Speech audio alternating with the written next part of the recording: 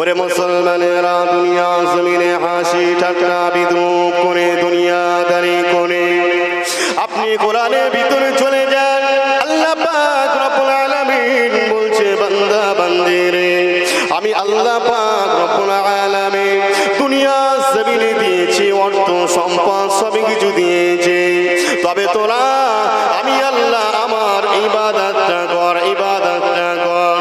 তোরা দুনিয়া জমিনে দামি গাড়ি চড়, অসুবিধা নাই, দুনিয়া জমিনে দামি ঘরে শো, অসুবিধা নাই, কিন্তু আমি আল্লাহ পাক রব্বুল আলামিন সালাত আদায় কর, সালাত আদায় কর। পৃথিবী জমিনে সর্বকিছু আমি আল্লাহ বদলে রেখেছি, কিন্তু না না না, সালাত নামাজ আমি আল্লাহ বদলে রাখি নাই। শুধুমাত্র এটা আমি আল্লাহ পাক রব্বুল আলামিন দিয়েছি জান্নাতের জন্য। যেমন জান্নাত 8টা তৈরি করেছে, জাহান্নামও ঠিক তেমনি 7টা তৈরি করেছে। হাবিয়া হুতামা জাইন সাক্কার লাজা জাহান্নাম, এমন ভাবে আমি আল্লাহ পাক রব্বুল আলামিন 7টা জাহান্নাম তৈরি করেছে। আমি বান্দাকে বড় ভালোবাসি, বান্দিকে বড় ভালোবাসি। তারা সব কিছু করো দুনিয়া জমিনে, আয়েশ আরামে দুনিয়া করুক, আমি আল্লাহ পাক রব্বুল আলামিন আরো বৃদ্ধি করে দেব, বৃদ্ধি করে দেব। তবে তারা যাকাতটা দিয়ে দিক এবং সাথে সাথে নামাজটা আদায় করুন। যদি তারা নামাজ ঠিকঠাকভাবে আদায় করতে পারে, আমি আল্লাহ পাক রব্বুল আলামিন তাদেরকে ওই যে জাহান্নাম তৈরি করেছে সেদিকে দেব না, আমি আল্লাহ তাদেরকে জান্নাতে দিয়ে দেব। হয়তো নামাজ ঠিকঠাক ভাবে পড়তে পারে না, নিয়ে জানে না, কোরআনের সূরা জানে না, শিখতে হবে, নামাজ আদায় করতে হবে। যদি শিখতে থাকে, নামাজ আদায় করতে থাকে, তাহলে শিখার আগে আল্লাহ পাক রব্বুল আলামিন একজন পরিপূর্ণ জান্নেওয়ালা ব্যক্তি নামাজ আদায় করলে যতটা সওয়াব, ঠিক তার নামায় আমলে আল্লাহ পাক রব্বুল আলামিন তদরূপ সওয়াব দিয়ে থাকে। আল্লাহ পাক রব্বুল আলামিন তাই বলছে, ফালইয়াবহাকু কলিলান ওয়ালইয়াবকু কাসীরা। দুনিয়া জমিনে তোমরা হাসো কম, কাঁদো বেশি, কান্না করো, কান্না করো, হাসি ঠাট্টা বিদ্রুপ তোমরা করো না, হাসি ঠাট্টা বিদ্রুপ তোমরা করো না। হাসি ঠাট্টা বিদ্রুপ করে আসলে নসিবে বড় ক্ষতি আছে, বড় ভয়ঙ্কর আছে, কবর অন্ধকার হয়ে যাবে, ওই চোখ বান্দা তোর কান্না আসে না, বান্দি তোর কান্না আসে না। তোরা কান্নার মতো ভাব কর, কান্নার মতো অভিনয় কর, আমি আল্লাহ পাক রব্বুল আলামিন ওই অভিনয়টা প্রাকৃতিক কান্না হিসাবে আমি আল্লাহ কবুল করে নেব। আর যদি তোরা হাসতে থাকে, বিদ্রুপ করতে থাকে, তেমন কি মারা যাবে আত্মীয় স্বজনেরা কাফন জড়িয়ে নিয়ে, জানাজা নামাজ সমাপ্ত করে নিয়ে যখনই তারা কবরস্থ করে দেবে, কবরে দিয়ে দেবে, 3 মুঠো মাটি দিয়ে দেবে, মিনহা খলাকনাকুম ওয়া ফিহা নুঈদুকুম ওয়া মিনহা নুখরিজুকুম তারাতান উখরা। এই বলে যখন একা একা করে চলে আসবে, অন্ধকার কবরে একাকিনী পড়ে থাকতে হবে, অন্ধকার কবরে একাকিনী পড়ে থাকতে হবে। বান্দা বান্দিটা কবরের ভিতরে অন্ধ হয়ে যাবে, অন্ধ হয়ে যাবে। যারা নামাজ জাননেওয়ালা, পড়নেওয়ালা, ইবাদত করনেওয়ালা, সঙ্গে সঙ্গে আল্লাহ পাক রব্বুল আলামিন তাদের চোখে নূর দিয়ে দেবে, নূর দিয়ে দেবে, তারা দেখতে পাবে, অতএব শুনতে পাবে। কিন্তু যারা দুনিয়া জমিনে হাসি ঠাট্টা বিদ্রুপ করলো, কান্না করলো না, কান্না করলো না, তাদেরকে আমা করে দেওয়া হবে, অন্ধ করে দেওয়া হবে। কবর থেকে নিয়ে হাসর পর্যন্ত ওই বান্দা বান্দিকে অন্ধ রাখা হবে, অন্ধ রাখা হবে, এবং চিৎকার করে করে কাঁদতে থাকবে, বলতে থাকবে, আল্লাহ পাক রব্বুল আলামিন, আল্লাহ অন্ধ হয়ে গেলাম, বুঝতে পারে না, বুঝতে পারে না। ক্বালা রব্বি লিমা হাশারতানি আমা। আল্লাহ পাক রব্বুল আলামিন অন্ধ হয়ে গেলাম, আল্লাহ আপনি চোখ দিয়েছিলেন, আমি অনেক কিছু দেখেছি, অনেক কিছু দেখেছি, অনেক কিছু দেখেছি। দুনিয়ার আপনার যত রহমত দিয়েছেন সর্বকিছু চোখে দ্বারাই দেখেছে। আল্লাহ পাক আজকে কেন আমি অন্ধ হয়ে গেলাম, অন্ধ হয়ে গেলাম? গাইবি আওয়াজ আসবে, আল্লাহ পাক রব্বুল আলামিন বলতে থাকবে, বান্দা রে, এ আমার বান্দি রে, শুনে কে দাও, শুনে কে দাও। আমি আল্লাহ চোখ দিয়েছিলাম, আইনুন চোখ নাজারা নজর দিয়েছি, সুন্দর নজর দিয়েছে। ওই চোখ দ্বারা তোমরা সবই কিছু দেখেছো দুনিয়া জমিনে। তো ওই চোখ দ্বারা মসজিদ দেখেছো, মাদ্রাসা দেখেছো, ওই চোখ দ্বারা রাস্তাঘাট দেখেছো। তোমরা গাড়ি চাপা পড়োনে, গাড়ি অ্যাক্সিডেন্ট করোনে। ওই চোখ দ্বারা সর্বকিছু দেখে দেখে দেখে দেখে আত্মীয়দের বাড়ি গিয়েছো, নানার বাড়ি গিয়েছো, খালার বাড়ি গিয়েছো, শ্বশুর বাড়ি গিয়েছো। একবারও আমার বাড়ি তোমরা ওই চোখে দেখোনি। একবারও আমার বন্ধুর ঘরটা তোমরা ওই চোখে দেখোনি। আমি আল্লাহ পাক রব্বুল আলামিন দুনিয়া জমিনে তোমাদের যে চোখ দিয়েছিলাম, ওই চোখে তোমরা কাঁদলে না, ওই চোখে তোমরা পানি ঝরালে না। আজকে হাসরের দিনে, মাহশরের ময়দানে অন্ধ চোখের পানি আমি আল্লাহ কবুল করব না, আমি আল্লাহ কবুল করব না। তাই আমাদেরকে আগে জানতে হবে, শিখতে হবে। কোরআন শুনে শুনে শুনে কম বেশি আমাদেরকে অন্তত 4টে সূরা মুখস্থ করতে হবে। বর্তমান সময়ে আমরা চালিয়ে দিচ্ছি নামাজ, জোহরের সুন্নাত নামাজ যদি পড়তে যাই ফজরের মতো ভাবে চালিয়ে দিচ্ছি, কিন্তু না না না, আপনি ভালো করে দেখুন, সুন্নাত নামাজ পড়তে গেলে 4 রাকাত সুন্নাতের ভিতরে মিলিয়ে মিলিয়ে 4টে সূরা লাগবে, মিলিয়ে মিলিয়ে 4টে সূরা লাগবে। যে 4 রাকাত বলে 2 রাকাতে আমি সূরা যেরাম ভাবে দিয়ে বসলাম, আত্তাহিয়াত পড়লাম, উঠে গিয়ে দাঁড়িয়ে শুধু ফাতিহা পড়বো হবে না, সেখানেও আর ফাতিহার পরে আরেকটি সূরা দিতে হবে। ওরে মুসলমানেরা, তাই আমাদের শিখতে হবে, জানতে হবে, নামাজ পড়তে হবে। যদি আমরা শিখবো এবং জানবো, এই দুটো আমাদের ভিতরে থাকে, সওয়াব পেয়ে যাব। কিন্তু শিখতে যাব না,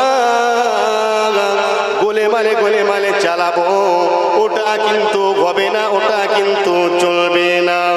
তাই আমার আল্লাহ পাক রব্বুল আলামিন যে কোরআনটা দিয়েছে, কালামুল্লাহ বলা হয়, মালাইকা ফেরেশতা কাছে দিয়েছে, জিবরাইল ফেরেশতা এসে আমার নবী মক্কায় চলে গেছে, সেখানেও পিছু পিছু যেতে লাগে।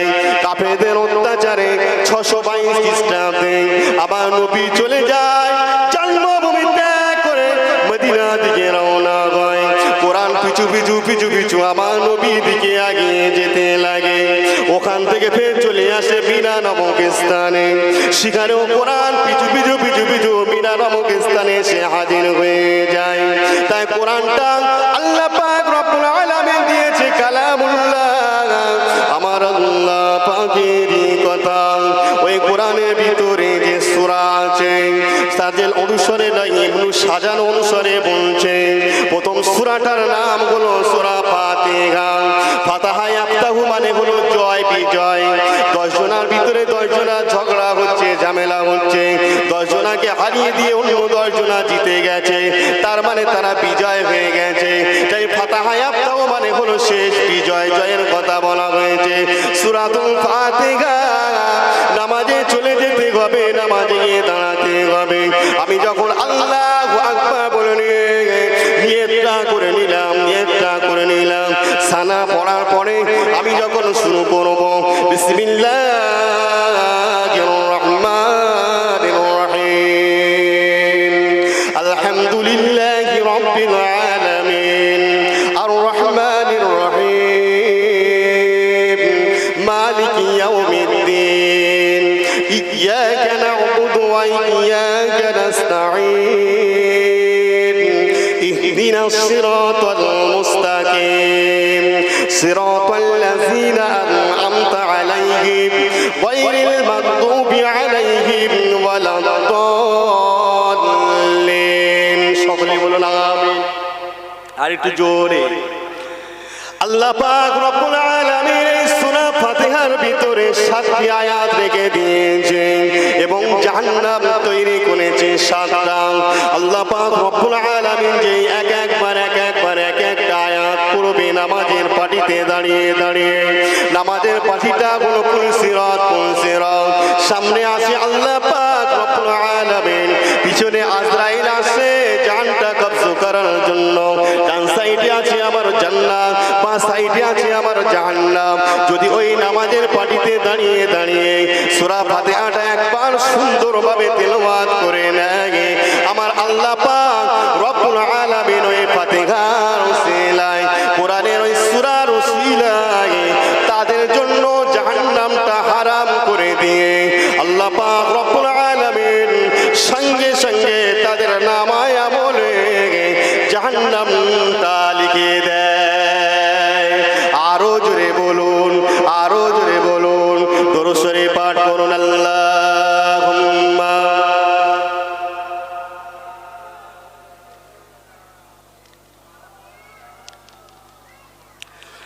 ওয়া আলা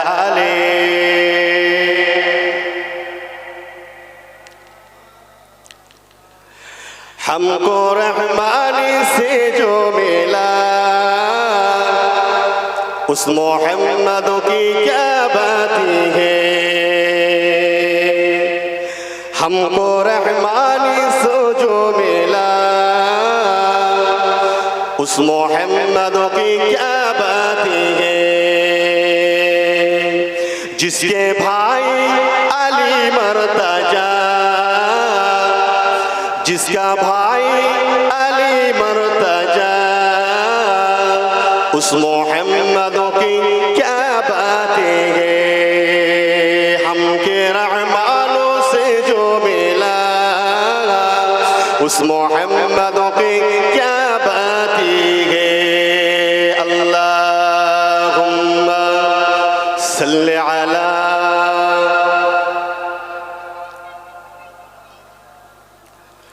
وعلى آل سيدنا।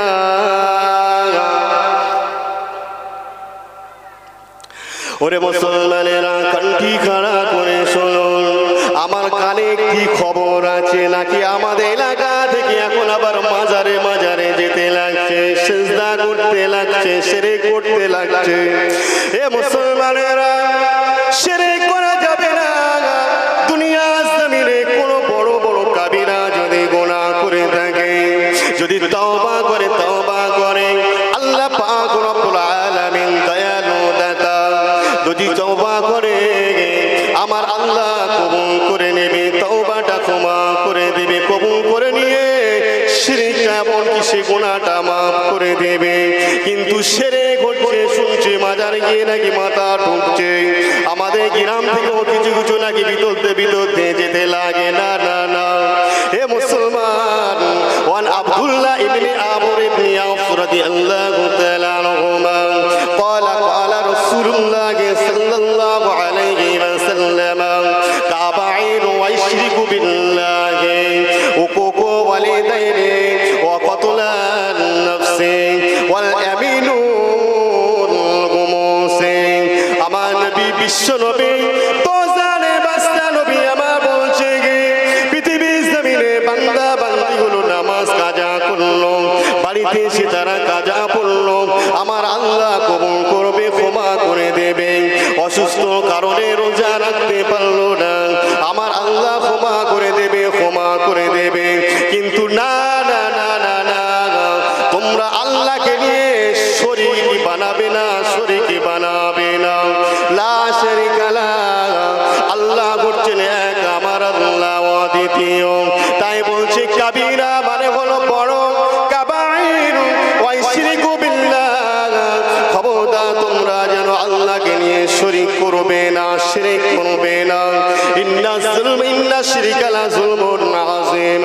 কোরআন বলছে যারা শিরক করলো, শরীক করলো, আল্লাহ পাকের সঙ্গে জুলুম করলো, আমার আল্লাহর সঙ্গে অত্যাচার করলো, আযীম ছোট নয়, বড় নয়, বড় থেকেও বড়, তার বড় আর কিছু নাই, তাকে বোঝানো হয়েছে আযীম।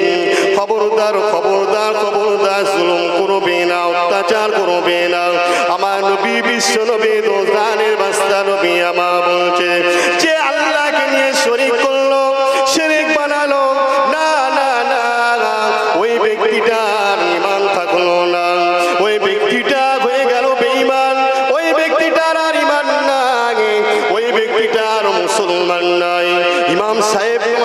কাছে ইমাম সাহেবকে ডাকা হলো, জানাজা নামাজ পড়ানোর জন্য ডাকা হলো। ওই ইমাম সাহেব ওই ব্যক্তিটার জানাজা নামাজ পড়াতে পারবে না। টাকার বলে, অর্থের বলে, যদি চাপে ওই ইমাম সাহেব নামাজ পড়ায়, ওই ইমামের পিছনে কিন্তু নামাজ চলবে না, আর হবে না।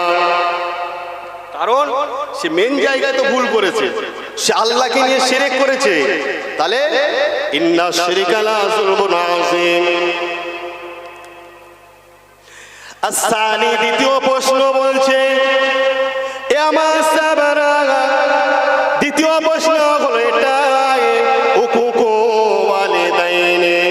বর্তমান সময়ে পিতার সঙ্গে ছেলেরা হয় না, বর্তমান সময়ে মায়ের সঙ্গে সন্তানের হয় না, আত্মীয় সঙ্গে আত্মীয় হয় না, ভাই ভাইয়ের সঙ্গে হয় না।